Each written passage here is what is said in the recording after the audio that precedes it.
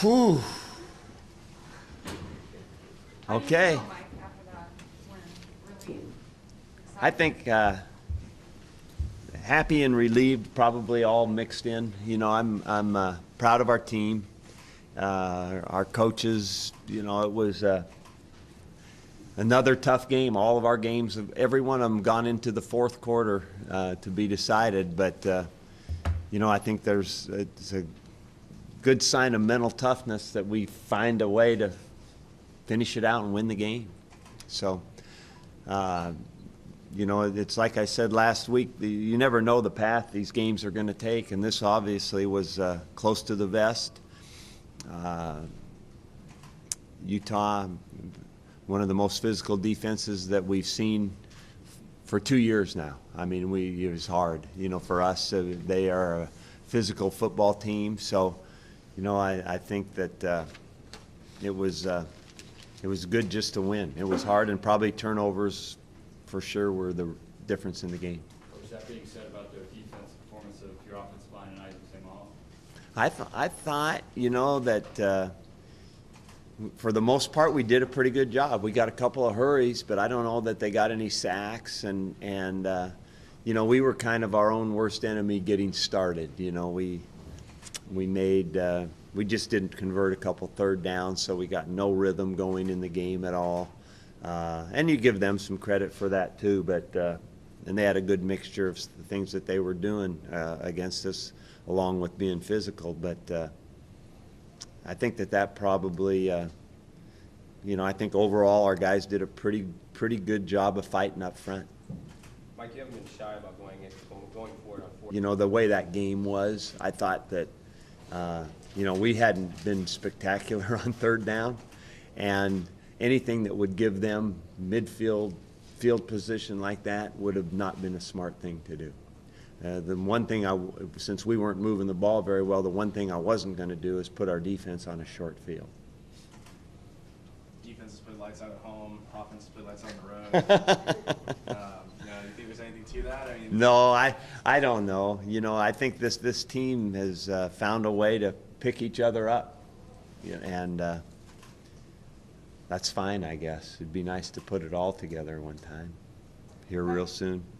Mike, 2 big catches tonight from Kevin Cummings on a night that Brandon Cooks was missing in action. Yeah. Sort of. Yeah. What did you think of those catches? Oh, I thought it was really big time plays. You know, the one over by our boundary after the penalty, I thought, you know, might have been the difference at that point in the game.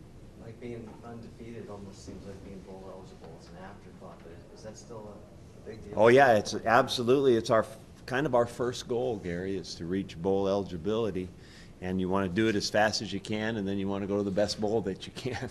So, you know, we've got one part of that done. So we'll just see where else we can go with it. How do you keep these guys, you know, just thinking that one game at a time? How do you keep them from looking ahead? You know, I would hope that they would have to, you know, I'm just going to point out to them that how hard each game has been. So the difference, I think, in winning the games is we've been ready to play. I mean, physically ready to play. And so you just can't ever forget that. I mean, I think that the reminder about that, but, you know, I say that, and I will tell them that, but this team is practicing well. I mean, you know, that's been a question every week about how they'll respond to being 3-0, 4-0, 5-0. And I think it's a valid question because, you know, as coaches, we're always paranoid about that letdown. But really, I haven't seen anything to be paranoid about. With the offense struggling to find a rhythm, was there any temptation at any point to insert Sean for Cody? No, not really, because Sean didn't have the full week of practice, and I don't think any of that had to do with Cody. it's kind of strange now going forward that you're going to be the team with target on your back, and maybe not as much as it was the first 6 weeks. You know, I think that's a beautiful thing to have right now. Mike, you mentioned that turnovers was the big key in the game.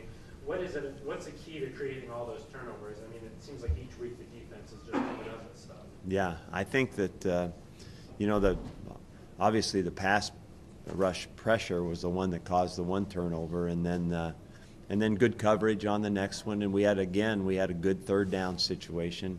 I think when the ball got tipped and Michael Doctor intercepted it, and so it's being in the right place at the right time and being opportunistic and trying to, I think when you can dictate good situations for yourself with being good on first down, that really helps the opportunity to force something, make the offense have to push the ball down the field a little bit to get a first down.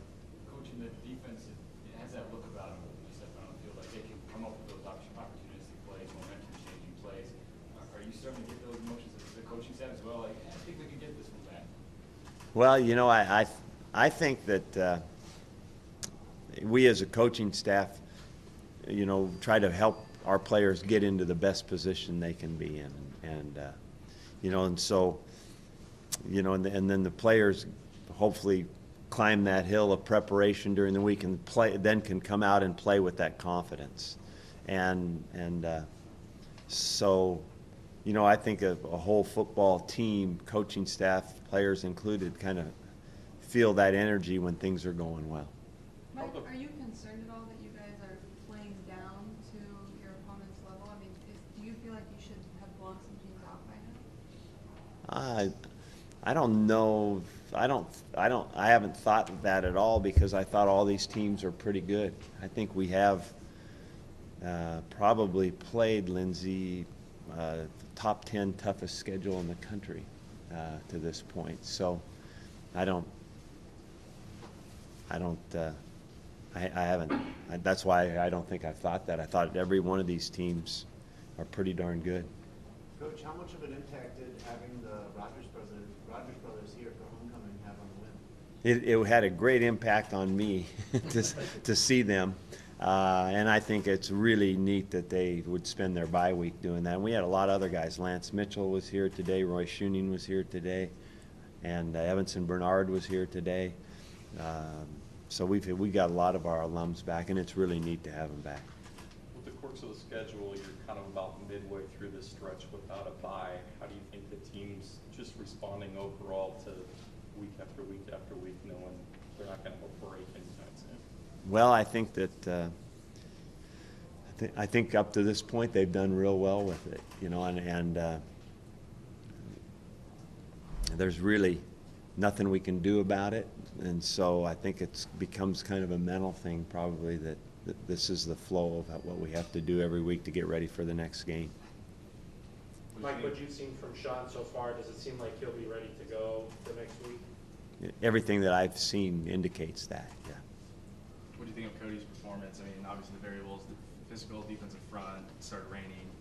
I thought he played his best, most productive, most poised ball right on a big-time drive when we had to have it to kind of win the game. And I thought that was really good football by him.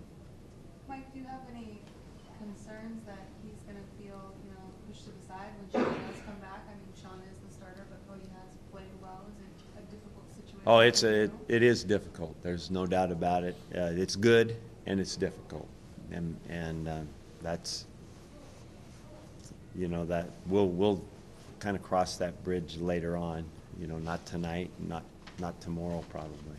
Was that a conversation, preliminary conversation you had at the time you got the news about Sean and Cody, that would be something to revisit down the road potentially? That we would do what? Revisit what? Sean coming back. I'm not going to say anything about what we're going to do with those two guys tonight. And I'm just going to congratulate our team on the win, and Cody is quarterbacking it. And like I said, I think we have two guys we can win with. So.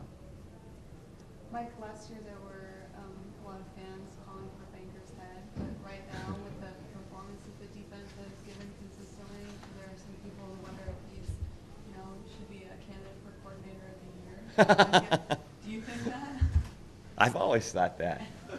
He's a very, very good football coach, and he's very dedicated to what he does. Very dedicated. And he has a good staff around him, and they do a good job. And he is a really, really good football coach. I've always known that.